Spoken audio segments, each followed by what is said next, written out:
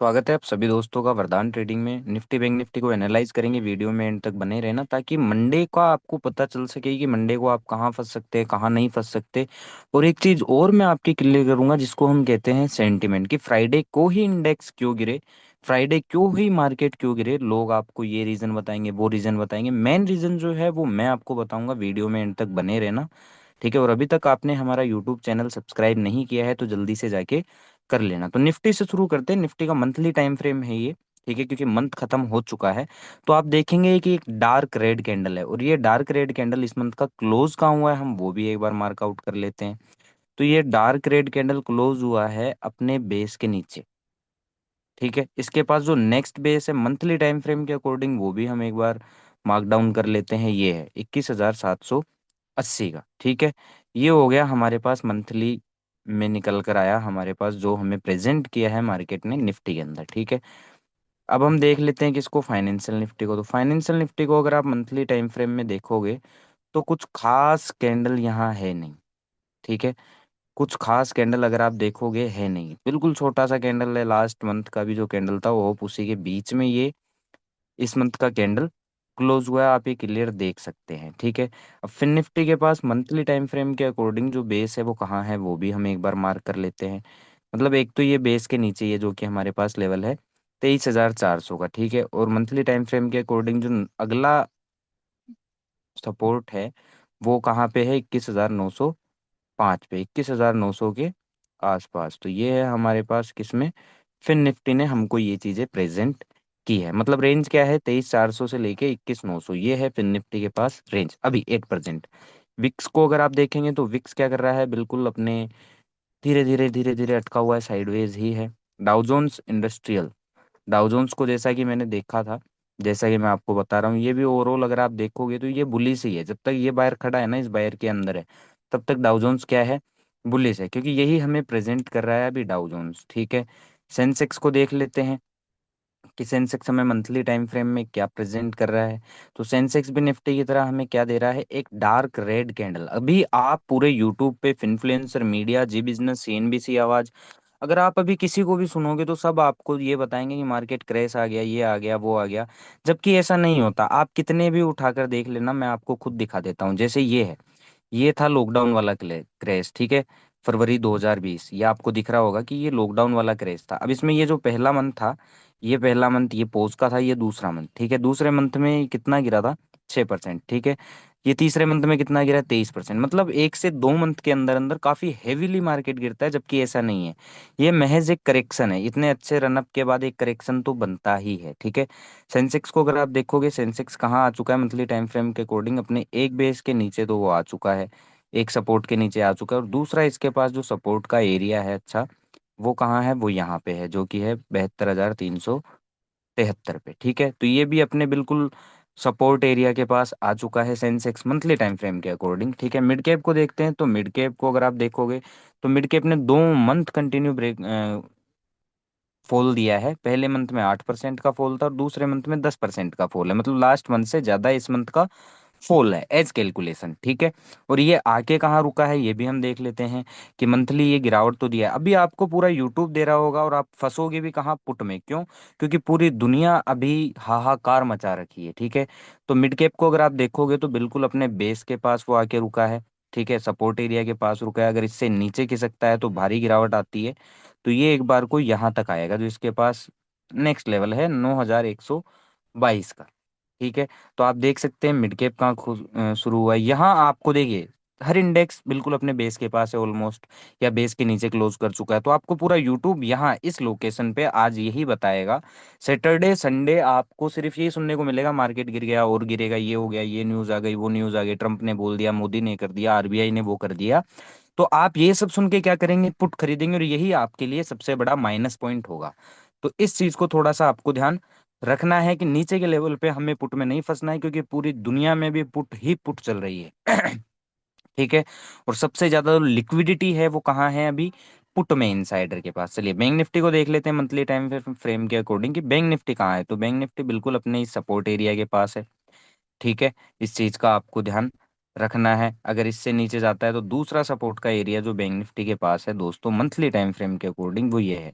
तो अभी ओवरऑल कहने की बात ये है कि पूरी दुनिया आपको बियरिश करने पे तुली है, लेकिन नीचे के लेवल पे अगर आपने पुट खरीद लिया और मार्केट अपने बेसिस को रिएक्ट करना शुरू कर दिया और यहाँ से अगर बाउंस देना शुरू कर दिया, तो आप लोग पकड़ कर बैठे रह जाओगे। ठीक है, इस चीज का आपको ध्यान रखना है। इसलिए नीचे के लेवल पे पुट बाय करने से आपको थोड़ा हिचकना है। वीकली टाइम फ्रेम में अब देख लेते हैं, एक बार बैंक निफ्टी शुरू करते हैं।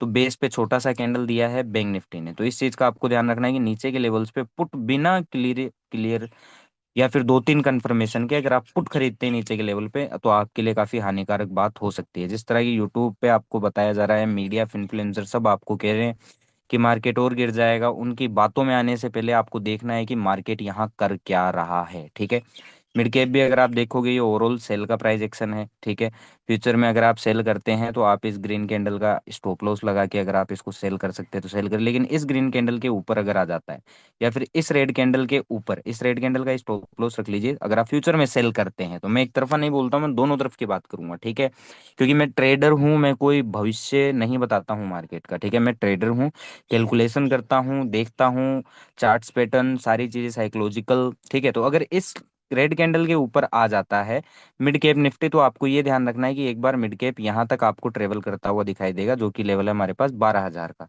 मतलब यहाँ से 1200 पॉइंट का एक बाउंस दे सकता है मिड कैप निफ्टी। ठीक है, सेंसेक्स की बात करेंगे तो सेंसेक्स जैसा कि मैंने लाइनें खींची, बिल्कुल आप देख सकते हो एक्यूरेट है, अपने बेस के अंदर अंदर है। अगर इस रेड कैंडल के ऊपर आ जाता है, सोचिए कि अगर यहाँ कहीं अगर आप पुट में फंसते हैं और मार्केट इन लेवल्स के ऊपर आ जाता है, तो एटलीस्ट ये रेंज तो सेंसेक्स टच करेगा, जो कि है 77-78 हजार के आसपास। ठीक है, तो यहाँ अगर आप पुट में फंसोगे तो आप तो मारे जाओगे।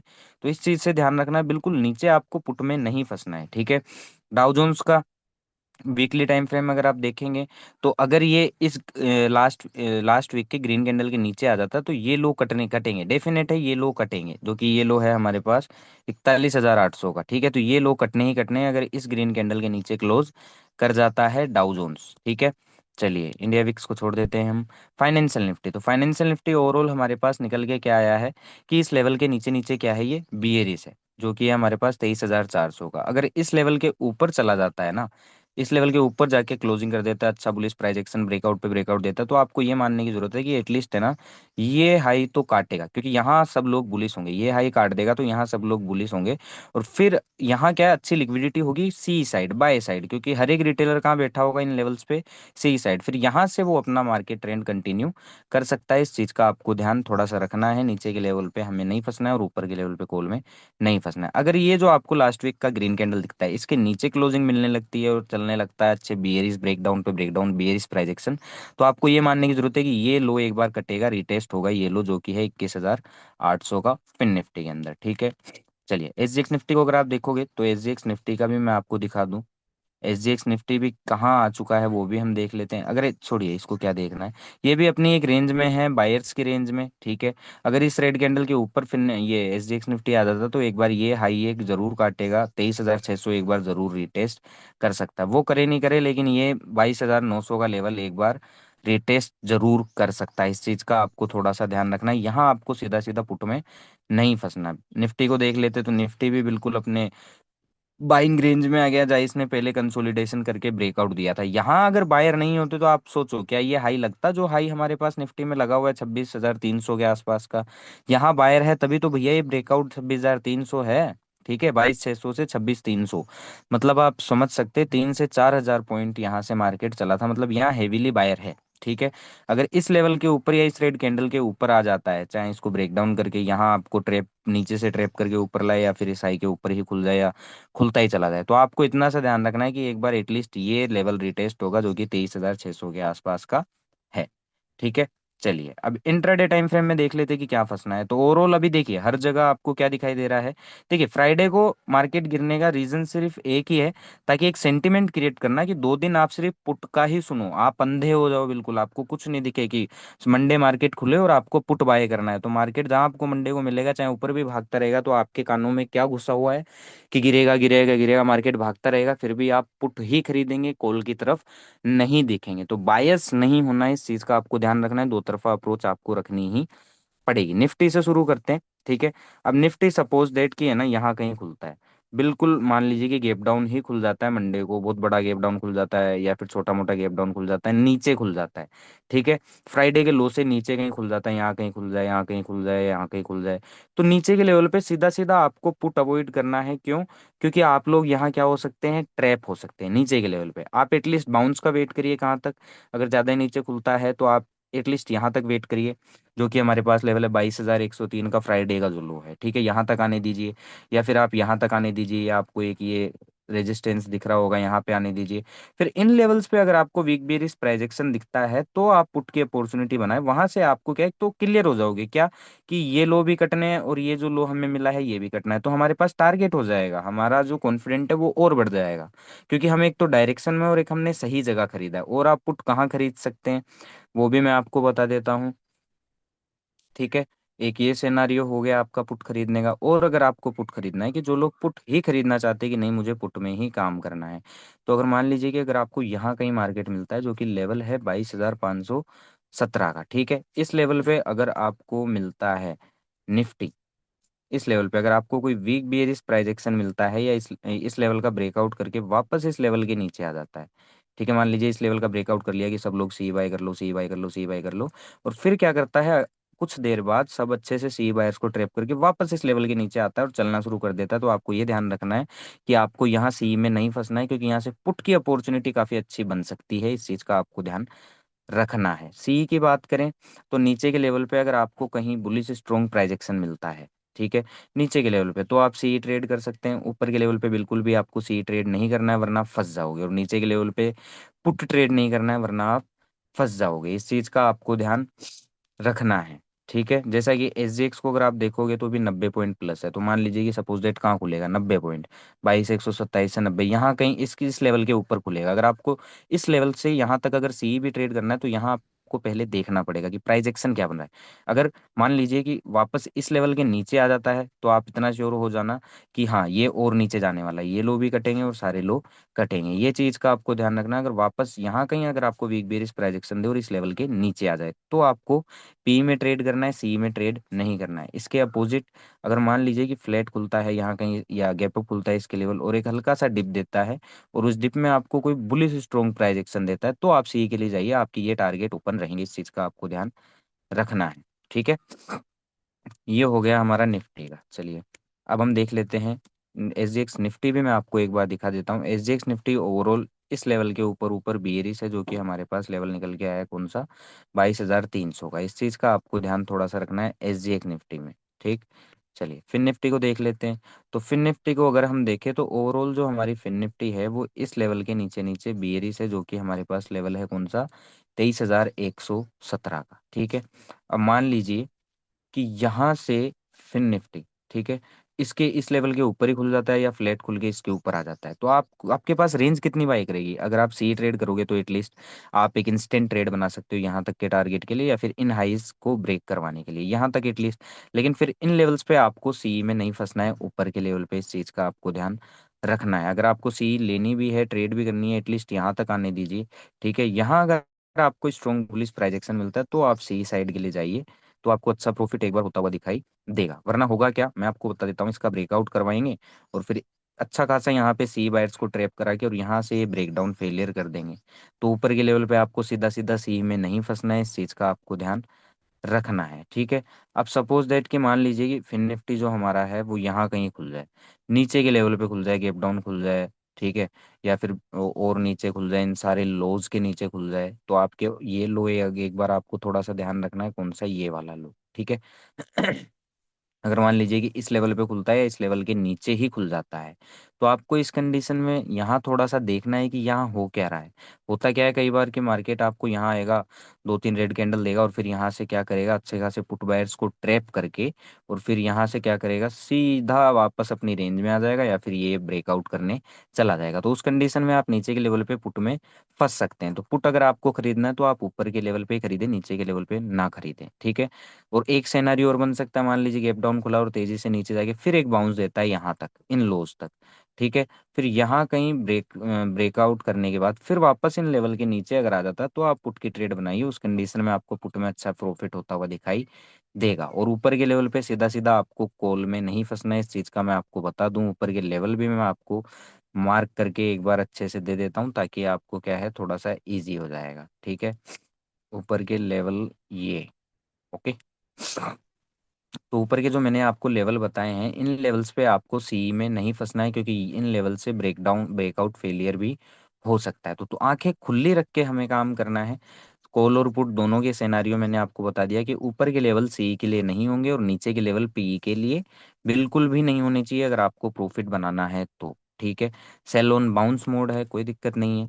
ठीक है, डाउ जोन्स में मैं आपको एक चीज बताया था, मैं एक बार दिखा देता हूँ कि डाउ जोन्स जब यहाँ था, ठीक है, यहाँ कहीं चल रहा था, तो मैंने बताया था कि ये जो लेवल है ये एक बेस का लेवल है, यहाँ से डाउ जोन्स बाउंस देगा, गिरना है यहाँ तक गिरेगा और फिर यहाँ से क्या देगा, बाउंस देगा। आप देख सकते हैं सेम डाउ जोन्स ने वही करता हुआ दिखाई दिया और एक अच्छा हमें बुली सिंगल्फिंग कैंडल दिया है। ये बुली सिंगल्फिंग कुछ नहीं करेगा, लेकिन ये हाइज तो एक बार डाउ जोन्स के कटवा के मानेगा। ठीक है, ये बुली सिंगल्फिंग, ये हाइज और ये ऑल टाइम हाइज जो आपको दिख रहे हैं, ये एक बार कटवाएगा ही कटवाएगा। ठीक है, फिर अगर डाउ जोन्स को गिरना है तो इन हाइज के ऊपर से अच्छे खासे बायर्स को फंसा के फिर ये गिरेगा, फिर ये लो वापस एक बार काट सकता है। इस चीज का आपको ध्यान रखना है किसमें, डाउ जोन्स में। ठीक है, अब चलिए अब सेंसेक्स को हम देख लेते हैं।